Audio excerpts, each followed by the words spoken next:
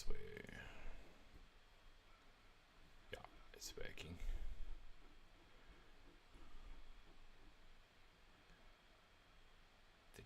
Yes. Testing 1, 2, 3. لن ينال الله Testing 1, 2, 3. لن ينال الله Sweet Caroline. Alright, أعوذ بالله من الشيطان الرجيم بسم الله الرحمن الرحيم. And a 1, a 2, a 1, 2, 3. Assalamu alaikum. Welcome back to another episode of Quran in English. My name is Ahmed and I'm happy to take you through the third section of Surah Al-Hajj, the chapter of the pilgrimage. We had an interesting, difficult chapter last time because it was talking about a lot of the specifics of what happens around Hajj, and it's very beautiful and very fantastic. But yeah, before we get into the section, I must always explain that I'm not a Quranic scholar, nor am I an Arabic linguist. I've not studied the Arabic language beyond school, nor have I studied the Quran. In fact, this is my first read-through for a lot of the Quran, and I'm sharing my education journey with you. And I always ask, if you have a different perspective, please feel free to let me know. Because I'm learning from you as much as I hope that you learn as well along with me. And there's a comment that I kind of wanted to highlight, which is kind of interesting. The Quran did not say that wear bracelets, silk, and pearls in this world. This is in reference to last week's episode, because we said in heaven you'll be wearing pearls, silks, and bracelets. But it said that in heaven we were, and that in heaven we will also drink wine.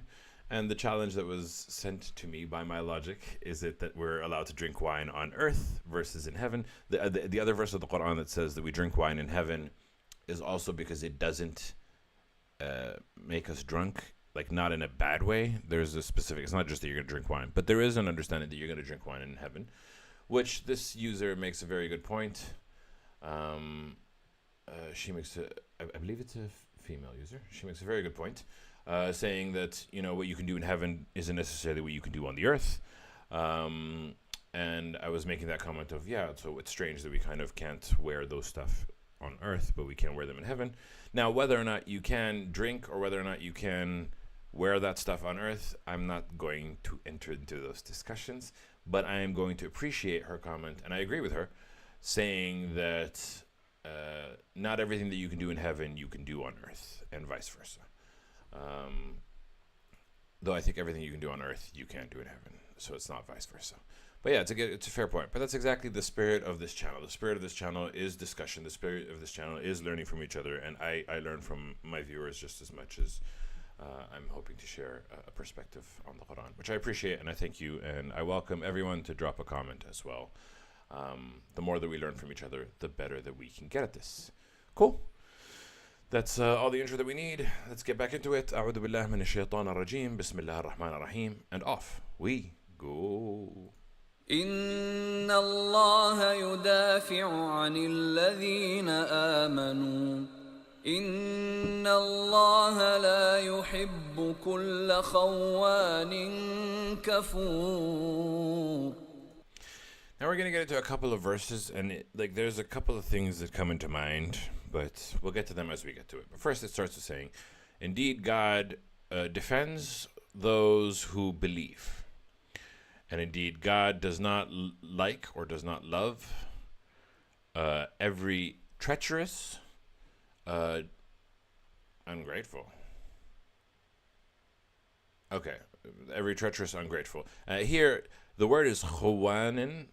Here they translate it to deceitful. Deceit isn't appropriate. Treacherous is more appropriate. Khawan is like someone who betrays you, someone who stabs you in the back. So treacherous is more accurate, and kafur, someone who's ungrateful and who will stab you in the back.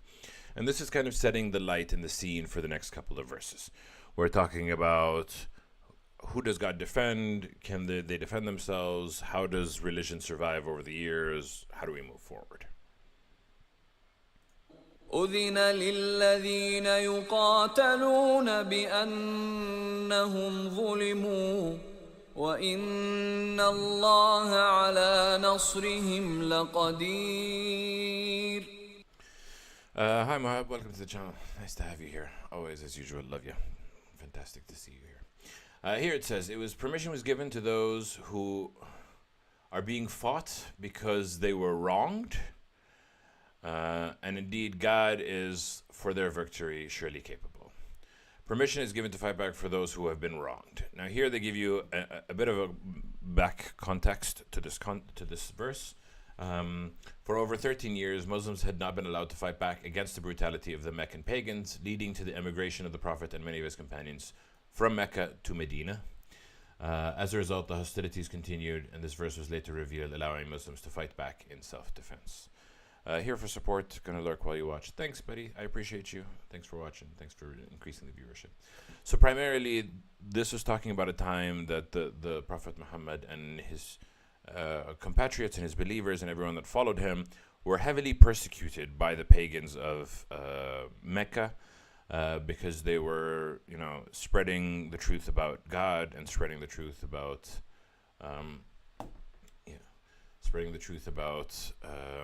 there being one God and that you shouldn't worship the idols. And, they weren't forcing anyone else to believe, but they were gaining movement and gaining power. And the locals did not like them. The locals that did not believe did not like them, and they thought they were attacking them. And for a long time, the Muslims were not allowed to fight back. But here it says permission given to those who are being fought because they were wronged. And we will kind of explain what does it mean, what was it that they were wronged in, and it will kind of explain and clarify. Because we can look at this as a specific verse reflecting to that point in time. But we also can look at it as a general perspective. But let's get into the verses before we get into any conclusions. Here now it describes those people that have been wronged. الذين أخرجوا من ديارهم بغير حق إلا أن يقولوا ربنا الله ولولا دفع الله الناس بعضهم ببعض لهدمت صوامع وبيع وصلوات ومساجد يذكر فيها اسم الله كثيرا ولينصرن الله من ينصره إن الله لقوي عزيز. Alright, so it goes into explaining specifically they're the ones who have been evicted from their homes unjustly without any right, except because they said, our God, our Lord is God. And this is very specifically talking about those who have been evicted out of their homes for their belief in God. Which is not a common occurrence that you see in the world today. Not generally are people kicked out of these places, but again, I don't want to speak to my ignorance. I don't know every part of the world. There might be parts of the world that this still exists, that someone's saying that I believe in only God, and then they're persecuted by the people around them. I'm not going to speak for the rest of the world, but it's just not a common occurrence in the parts of the world where I'm from, because obviously Christianity, Judaism, and Islam are quite well spread around the world, and all of them pray to God. And it says, and if not,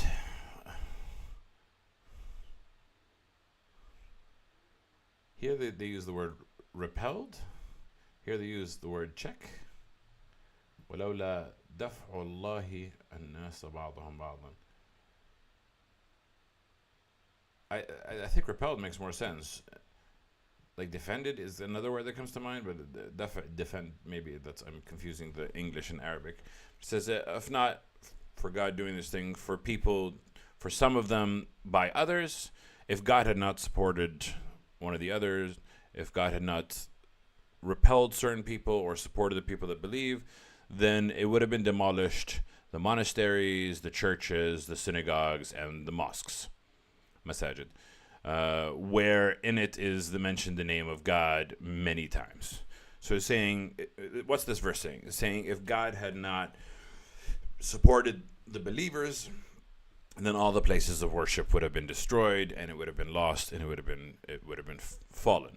And to take the point home, it says, God will surely help whoever helps him. So God, if you believe in God and support him, and you try to spread his word and spread his his message, God will support you. It's a bi-directional relationship. You help God, God helps you. And indeed, God is surely strong and almighty. So far, it's pretty clear, pretty straightforward. And it kind of indicates how religion has survived over the years for so long. Because many religions have existed throughout the world, some that no longer are a part of the world, some that came from before. There were many beliefs that came and went. So the idea that these religions have existed for as long as they have and survived as long as they have is kind of also a testament to the power of God. Many ideas come and go, many theories come and go, many concepts evolve, change, transform over time, but somehow religion seems to be quite consistent. Obviously, there are certain transformation moments. First, it was the Jews alone, then it was the Christians, then it was the Muslims. But since then, it's been kind of somewhat stable, let's just say. Obviously, each of them growing, but they haven't really lost to the persecutions. And you know that they were persecuted. You know that they were attacked. You knew that there were crusades, and there were so many challenges to all types of all the religions. And there were times when they kind of took a lot of power and they kind of abused the power. So it's just, these verses are saying God helps those who help him. Very clearly. Help him by spreading his message. الذين إن مكناهم في الأرض أقاموا الصلاة وآتوا الزكاة وأمروا بالمعروف ونهوا عن المنكر ولله عاقبة الأمور. And it does talk about religious people, but it also zeroes in on a specific subsect of the religious. It says those who, if we establish them in the earth, in the land, they establish prayer, they give zakah, which is like alms tax, give to the poor, give to the needy a portion of their wealth. They command with doing what's right and doing what's kind and doing what's good. And they forbid and they deny doing what's wrong, doing what's evil, and doing what's greedy. So not just to say, oh, I speak for God, therefore I'm a good person. Because some people speak for God, but then they're also not necessarily the best of people. And we can kind of even look to some examples around the world today that do that. But they have to pray. They have to give back to their communities. They have to... The word is enjoin, which I don't like the word. They have to command, encourage what is good and forbid what is evil. I think those are good words. So it's not just all religious people, it's specific religious people that fall within the religious framework that God believes in and exists. And you not only have to believe, but you have to do good. And this is the form of doing good. And for God is the final, all affairs and all matters come back to God. So then it brings the question of what about those that are preaching hatred in the name of God? That's a question that I'm not gonna field or answer at this point in time because I don't have the perspective on them. I don't have the perspective on God. I don't have the perspective on time. But I do trust that all matters come to God in the end, and everything is as God plans it. Let's just say. وَإِن يُكَذِّبُوكَ فَقَدْ كَذَّبَتْ قَبْلَهُمْ قَوْمُ نُوحٍ وَعَادٌ وَثَمُودَ. And if they deny you, then surely denied from before them the people of Noah, the people of Ad, and the people of Thamud. And here it is understood that it's talking to the prophet. I'm not going to give the caveat that I always give. Let's just focus on what the words are saying. It's to be understood that this is talking about the prophet, and let's just keep it at that for now.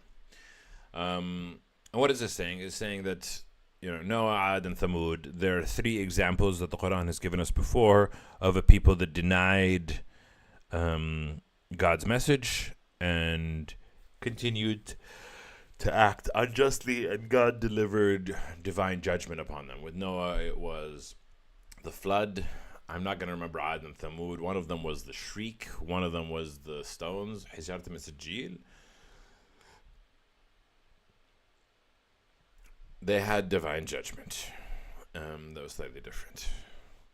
And we know that in the time of the Muslims, the divine judgment was delivered at the hands of the Muslims, which is kind of unique and interesting and different to God's judgment as it was before.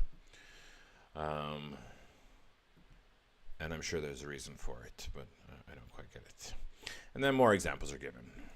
وقوم إبراهيم وقوم لوط. I just realized that I don't know what happened to the people of Abraham. Like, I know the people of Lut, Sodom and Gomorrah, are mentioned multiple times, and their judgments multiple times. So they got the scream, their city was turned upside down, and they had falling from the sky, baked clay. But as far as I know from what I read about Qawm Ibrahim, he destroyed the statues, and then he just left.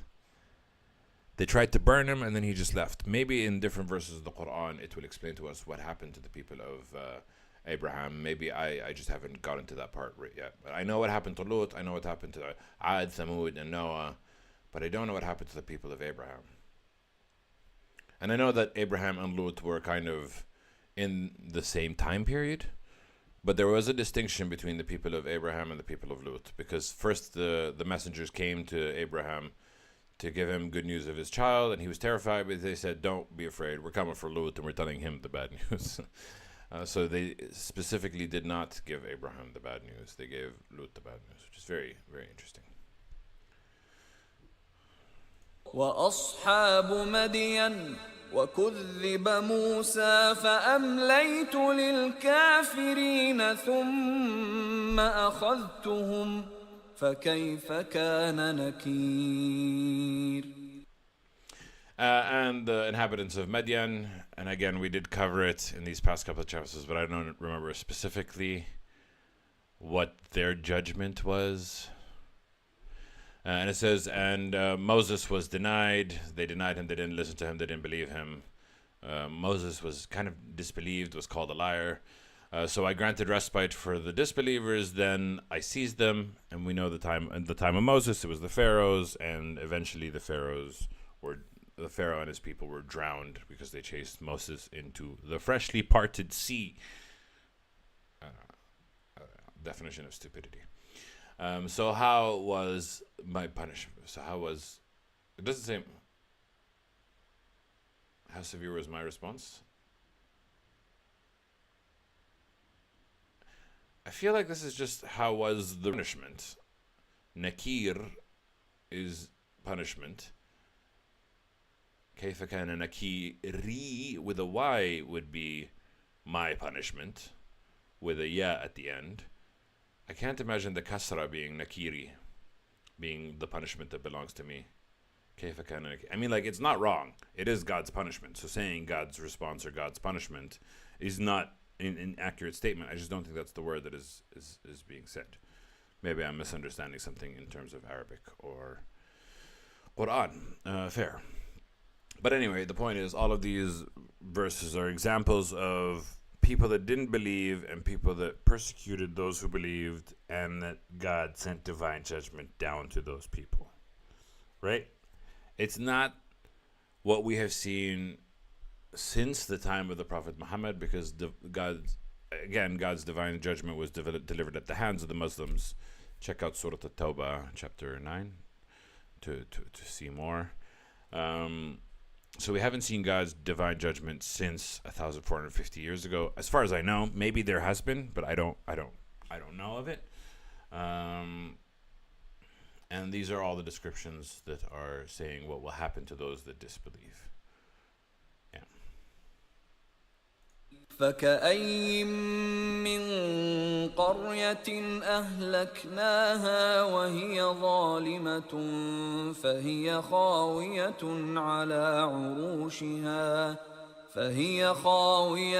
على عروشها وبئر معطلة وقصر مشيد. Yeah, so here's kind of the point. So how many of villages or towns did we destroy while they were doing wrong? So they fell upon their its roofs. Ala urushiha.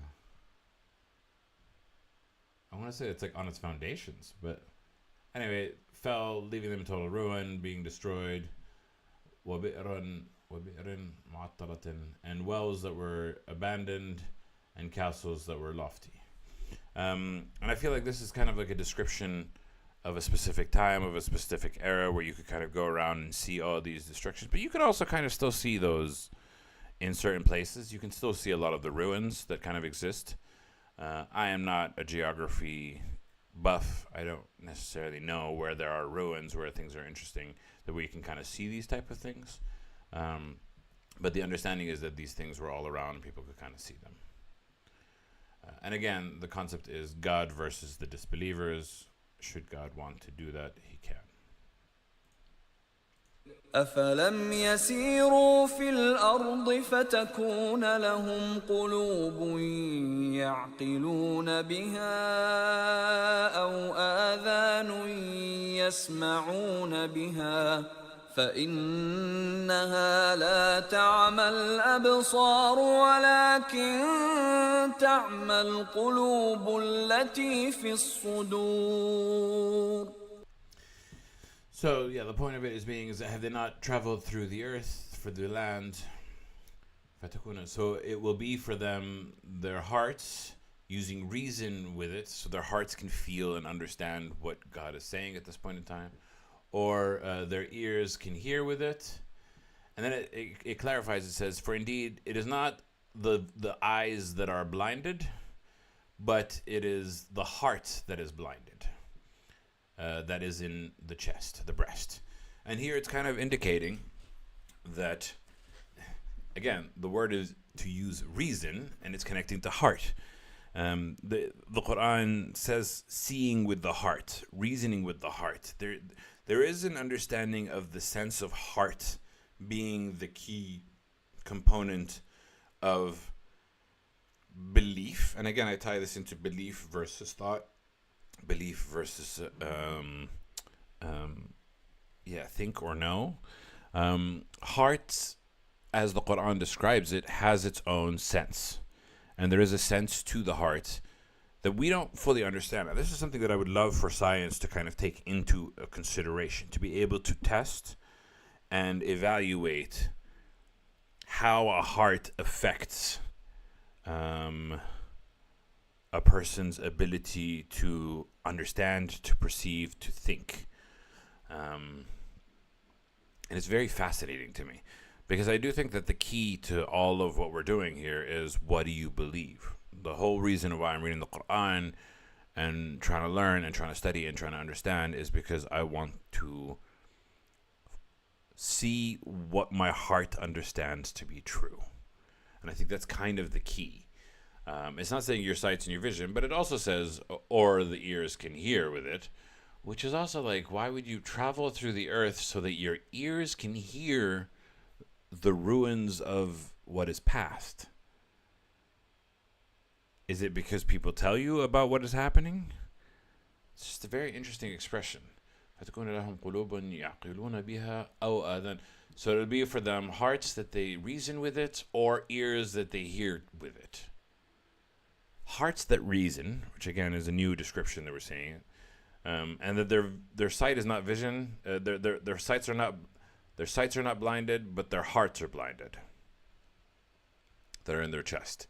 So here we're saying the heart uses reason, and the heart is blinded. And I mean, that you can kind of explain the metaphor of, oh, I see what you're talking about, is an understanding, right? And we always associate it with the brain, not necessarily with the heart, which is a very interesting perspective. I just find this phenomenon as a wonderful perspective on how humans believe. And for me, it's very interesting, how do people get to the belief? How do people get to reason? How do you get to believe? And how do you incorporate it within you? And it seems that the heart is the key. And I just found it very, very interesting. It's very fascinating. It's very cool. Did I mention I love the Quran? ويستعجلونك بالعذاب ولن يخلف الله وعده وإن يوما عند ربك كألف سنة مما تعدون. Alrighty. Now we get to a very interesting phrase. And they hasten you with punishment or with torment. We've seen this time again. time and time again, the disbelievers are always like, oh, if you say there's torment coming, where is it? They hasten you with punishment, and God will not violate his promise. God will never violate his promise. So they're like, God saying, don't worry. The punishment comes when the punishment's supposed to come. You worry about you. I'll worry about me. And then it says something very interesting. And indeed, a day with your Lord is like 1,000 years from what you count. Whew. This one sentence has so many implications, has so many understanding, has so many concepts. The first understanding and concept is that, specifically from a Christian sense, and I think also in the Quran it also talked about it, that the world was created in 6 days, and on the seventh day God sat upon his throne and sat. We also have a similar verse in the Quran. I think we have covered it, if I have not covered it on my own studies. But then the idea is like saying, oh, it was 6 days and the seventh that God rests. Then is that 6,000 days from our perspective, but 1 day from God's perspective? That's an interesting perspective. That's an interesting concept. And then, yeah, the other thing that came to my mind. What was it? There was a stupid little notification that I got of a podcast. I follow a guy called Alex O'Connor because I like his critical review of the Christianity in the Bible.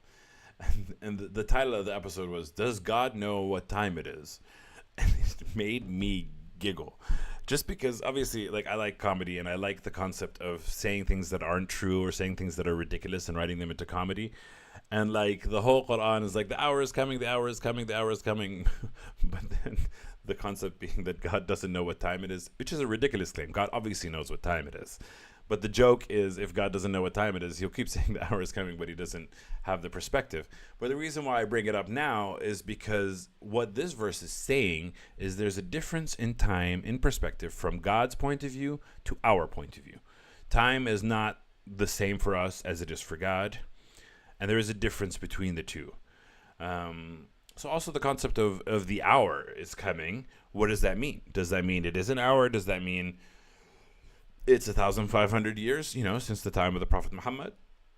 What does that mean? There are so many ways to think about what a day with your Lord is like 1,000 years of what you count. Yeah, so it's there's just so many implications for this, but primarily let's just take it as simple as possible. Time does not pass for God the way that it passes for us.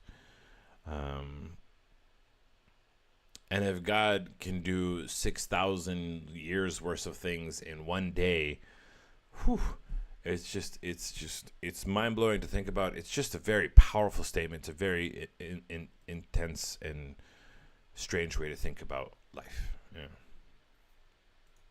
وكأي من قرية أمليت لها وهي ظالمة ثم أخذتها وإلي المصير. And it says, and how many from a village or township that I gave respite for it while it was doing wrong, and then I seized it to me and to the final destination. وَإِلَيَّ الْمَصِيرُ, and to me is the final destination. Again, describing the main point of these verses that we're talking about, God's judgment being delivered when it's supposed to, and just because a wrongdoing community is given time does not necessarily mean they not gonna get theirs. قل يا أيها الناس إنما أنا لكم نذير مبين. Again, it says, say, O mankind, indeed I am for you a warner that is clear. Our understanding is that it's the Prophet, but there might be more to it. We've talked about it many times on this channel. فالذين آمنوا وعملوا الصالحات لهم مغفرة ورزق كريم. And those who believed and do good deeds, not important to just believe, but also important to do good deeds, for them is forgiveness and a provision that's noble. And it doesn't say whether it's in this life or in the afterlife, but one way or another, you're going to get your reward, is the promise from God. والذين سعوا في آياتنا معاجزين أولئك أصحاب الجحيم. And those who strove, again in our verses, and those who strove to cause failure in our verses, to discredit our revelations. Revelations versus ayatina can be either. Those who strove as hard as possible to discredit, disprove, disbelieve, those are the ones that are companions of hellfire. Very clear. Those are the people that are disagreeing. And now we get to a very interesting verse about how things survived and questions I have. But let's read the verse and then talk about the intensity of it all. وما أرسلنا من قبلك من رسول ولا نبي إلا إذا تمنى ألقى الشيطان في أمنيته فينسخ الله ما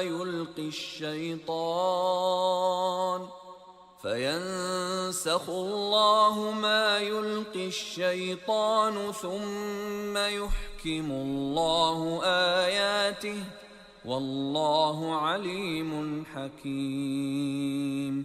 All right, there's a lot to discuss in this verse, but first let's see what it says. And we have not sent from before you from any messenger or any prophet, except when he said his piece, when he said that, there's one God, worship only him. The devil threw in his recitation. So here, what is it saying? So whenever the prophet or the messenger of that time spoke about God, the devil tried to twist.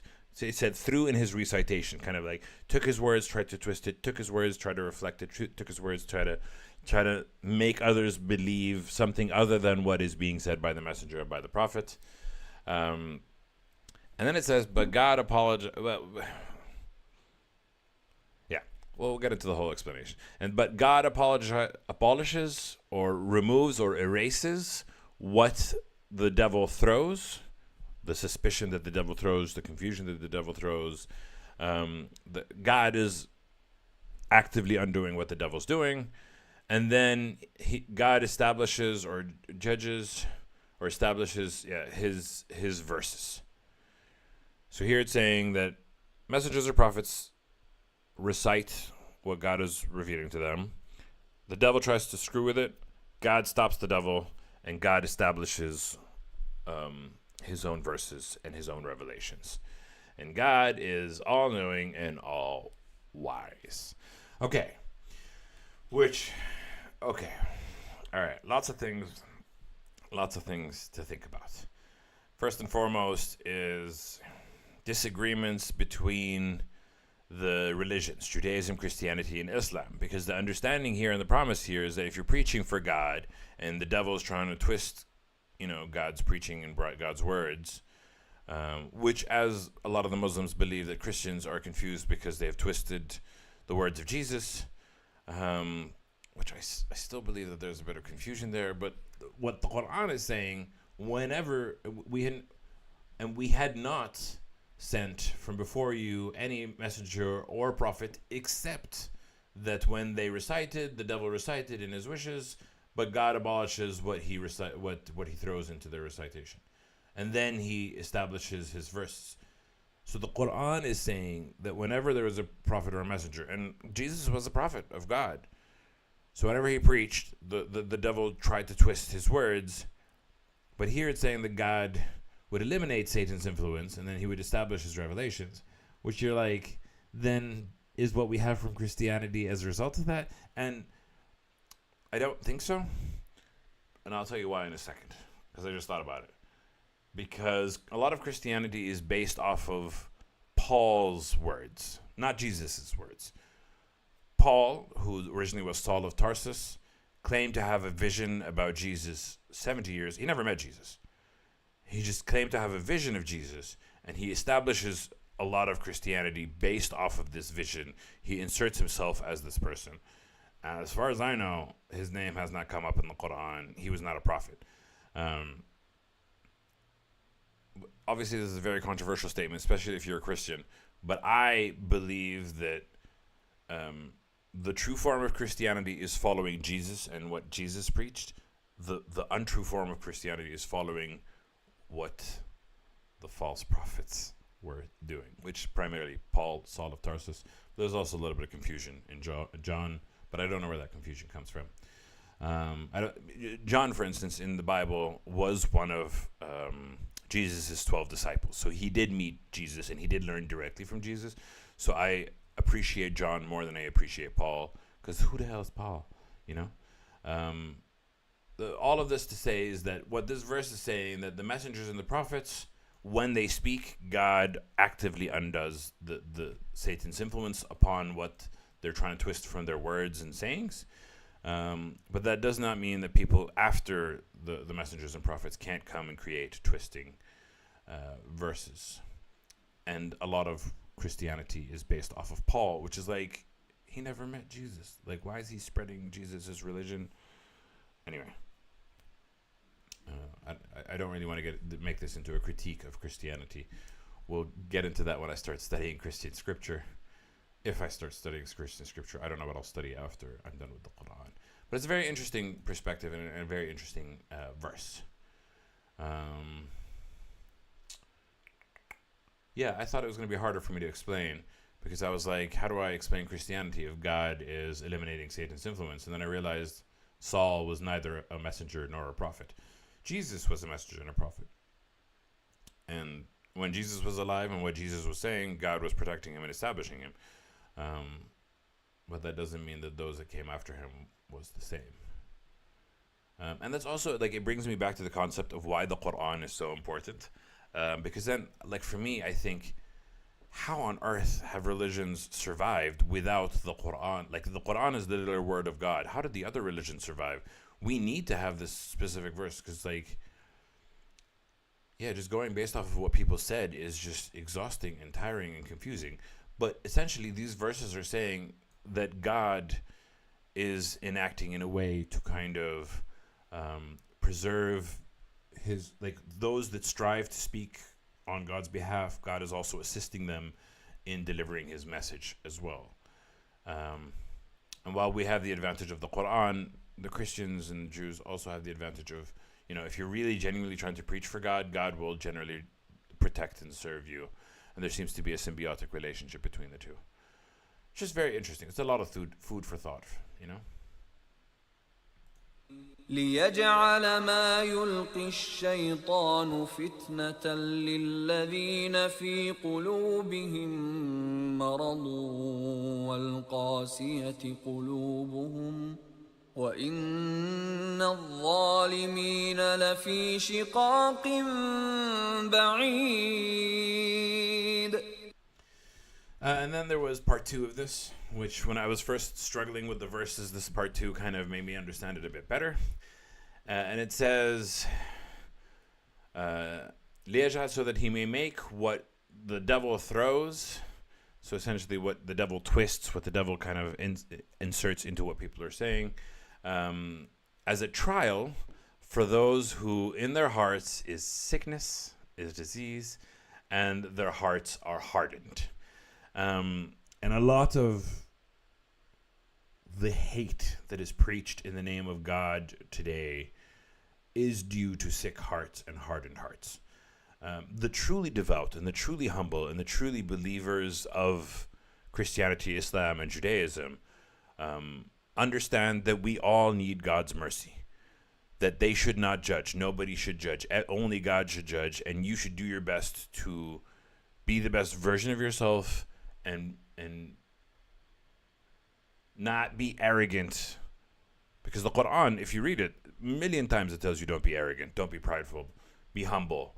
And only those with sickness and hard hearts spread hate and judge others and tell them you're not good, this is bad, you're going to hell. Like who puts you on this earth as an authority to say any of this? Have you listened to what God is saying? God's saying be humble and focus on yourself in the sense of like be worried about the mercy that you need, because we all need God's mercy. We are all flawed humans. We all need support. And anyone that goes around telling someone that you are terrible, you are wrong, or you are an issue has a hard heart and is sick. Focus on yourself. Focus on the mercy that you need. We all need mercy. We all need to pray. We all need God to guide us. And as long as we're all trying our best, then I'm sure the right things will resolve themselves the way that they're supposed to.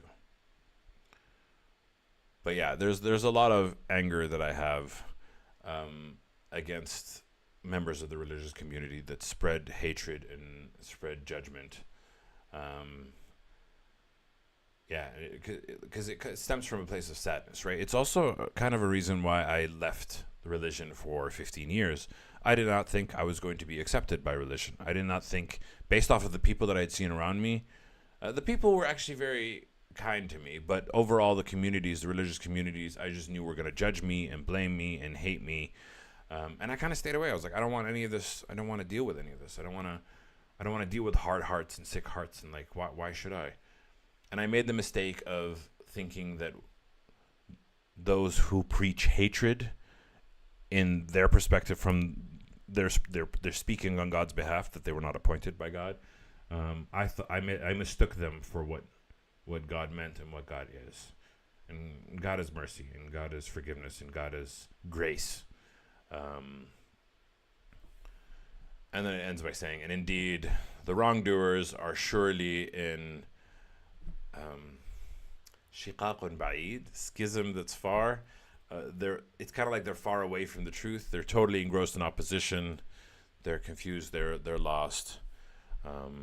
This is a particularly sensitive spot for me. But it does bring up a good point, that even the things that Satan twists, because there are things in religion that are twisted by Satan, things that sow hatred, things that sow judgment, things that sow confusion, anger, disgrace, violence. There are so many things that people do within the name of religion that are not good, and those are kind of tests. That's their trials for those specifically who are susceptible to this. And then you get into the question of why is it so difficult? Well, life is a difficult test, and you can't take, just because something claims to be religious, something claims to speak for God, that doesn't necessarily mean that they're true. That doesn't necessarily mean that they're good. And you should also take that with me, right? I'm not in no way, shape, or form claiming that I'm always right. I can definitely be wrong, and I have been wrong, and I will be wrong, and I'm sure there's going to be many times that I'm wrong. But it's important to use your own judgment and use your heart as a mechanism for understanding. That's what we've learned from the verses today, that your heart can understand, and your heart knows when you see something that's wrong. And I don't mean you see someone behaving in a way that you think is against God's will. No, when you see somebody judging and attacking and hurting somebody who's not hurting nobody else, then my heart at least looks at them and goes, why are you being aggressive and abusive to somebody? You may not agree with their lifestyle. You may not know what they believe in and what they do, but that does not give you the right to treat them the way that you do. Sorry, this is a very sore spot, and I have a lot of energy about this specific concept. Use your hearts your hearts are also a test for if you fall for Satan's influence or not. Generally, don't be arrogant, be humble. Everybody needs mercy. Be kind, and you'll be fine. Whew. وَلِيَعْلَمَ الَّذِينَ أُوتُوا الْعِلْمَ أَنَّهُ الْحَقُّ مِنْ رَبِّكَ فَيُؤْمِنُوا بِهِ فَتُخْبِتَ لَهُ قُلُوبُهُمْ وَإِنَّ اللَّهَ لَهَادِ الَّذِينَ آمَنُوا إِلَى صِرَاطٍ مُسْتَقِيمٍ. And in the end, so they may know those who have been given the knowledge that it is truth, And again, it's saying that this is a test, and this is use your hearts as a way to understand, so that you may know that this is the truth from your Lord. If you truly open your heart, you can hear that this is the truth from God. So let them believe in it, and let their hearts may humbly, fully submit to Him, their hearts. Again, keep an open heart, keep humble, keep open, keep trying to learn as much as you can, keep trying to say that, I want to see what best I can. And that's how you get to the revelation. That's how you get to the truth. And indeed, God will guide those that believe towards the path that is straight. And therein also lies the lesson. Everyone's path to God may be different than yours. And some might take a little bit of a longer route. It took me a long time to get to the path of God. Does that mean that, you should go back to me from 15 years ago and be angry at me and aggressive at me and tell me I'm going to hell? No, that's wrong. And that's not understanding how guidance works. And that's not understanding how these things happen. So everyone should just focus on, if you believe, keep praying for the correct path, and you will find your best path to it. You don't know what anybody else's path is. God knows. So don't push your judgment onto others. ولا يزال الذين كفروا في مرية منه حتى تأتيهم الساعة بغتة أو يأتيهم عذاب يوم عقيم. And no doubt, ولا يزال, and they will not cease, those that disbelieve, to be in doubt from it, until it comes to them the hour, suddenly, or it comes to them the punishment of a day that is barren. Day that is barren is Judgment Day. The hour suddenly, again, we've talked about the hour quite a lot. Here it's saying the hour or Judgment Day. So it's not talking about Judgment Day being the hour, but the hour being the hour of the divine punishment that can get delivered to them, for example, or the hour of their death. The hour is a bit more of a multi-purpose term that can refer to multiple things. The hour suddenly. And again, the hour by the surprise. Generally, I get the feeling of divine punishment. I get the feeling of Ad, Thamud, Noah. But it could be more than just that. I didn't like this footnote, did I? Oh yeah, the day of judgment is described as aqim, barren, because it will terminate all forms of life on earth, and no new day will be born. Which kind of brings into question of what does it mean that the earth will be replaced with another earth, but let's get into those verses when we get into those verses. I think we have 2 more verses? No? 3 more verses? 4 more verses. Sorry.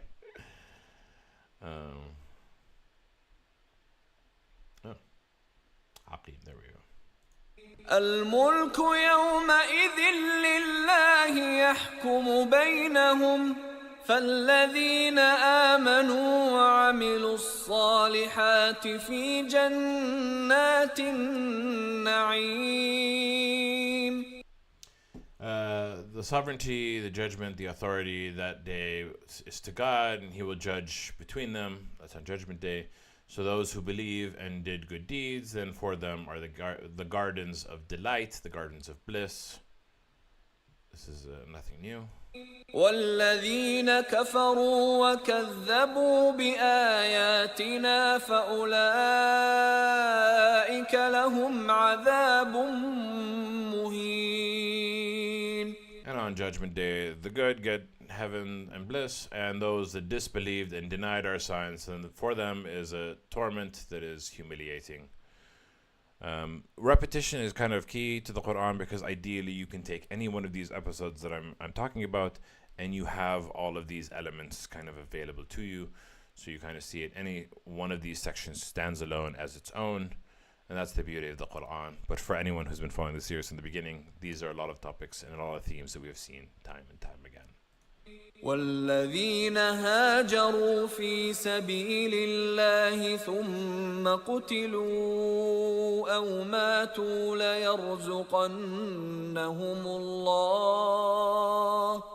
ليرزقنهم الله رزقا حسنا وإن الله لهو خير الرازقين. And it talks about those that immigrated in the way of God, as in they immigrated, they traveled to spread the word of God, or because they were persecuted because they believed in God, or specifically their mission was to share God or to leave to survive God. Essentially, those who are traveling for God's cause, and then they died, or they were killed, or they died. Then God will provide for them a provision that is good, and indeed, God surely is the best of providers. Because He's made everything and I would trust God to be the best of providers. ليدخلنهم مدخلا يرضونه وإن الله لعليم حليم. He will surely admit them as an entrance that they will be pleased with, and indeed God is all-knowing and most forbearing. Some of these words. Forbearing means patient and restrained.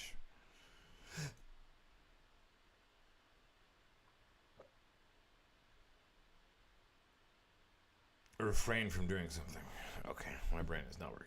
But interesting perspectives. A little bit of a intense emotion for me today. I don't know what overcame me over the second half of this session.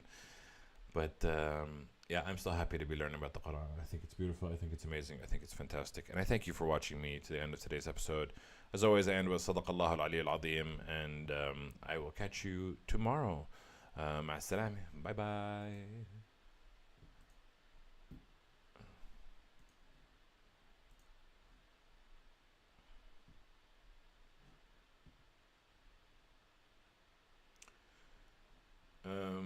It's only Mahab in Twitch, right? Love you, buddy. Bye.